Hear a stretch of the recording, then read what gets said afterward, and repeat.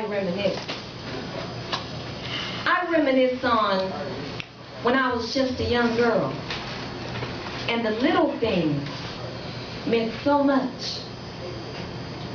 When the biggest dilemma we had to face was trying to decide whether we wanted a red or a grape-flavored Cool Cup.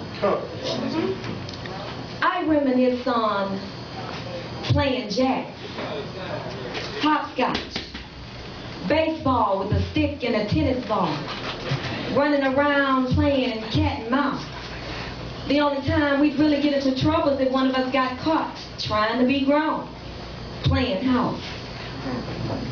I reminisce on a time when being sassy and talking back to our elders was actually looked upon as being a sin. Yeah, sure, we still talked back, but it was done at your own risk. Because we all know that it wasn't uncommon to get a backhand slap in the mouth. And how can we forget those lovely whippings with a switch? And back then, did CPS even exist? Sometimes I reminisce. I reminisce on my mother and grandmother, who were the epitome of strength. Women who led by example and showed me what wedding vows and being a strong black woman really meant. You know, it's sad to say that so many of my sisters today haven't the slightest clue on how to be a true queen to their king. Now, don't get me wrong. Oh, we love to sit on our throne, but we are dumbfounded as to what constitutes for making a happy home. This new generation of women, we're not built to last. We're not iron made. Shit, we're ready to put a brother out of the house if he reneges in a game of spades. Now, I'm not trying to be condescending to my sisters, I'm just keeping it real. You can't be mad at me. Hell, I'm striving to be just half the woman that my mama was to my daddy. Sometimes I reminisce. I reminisce on my father and grandfather who stood up as real men and took care of home.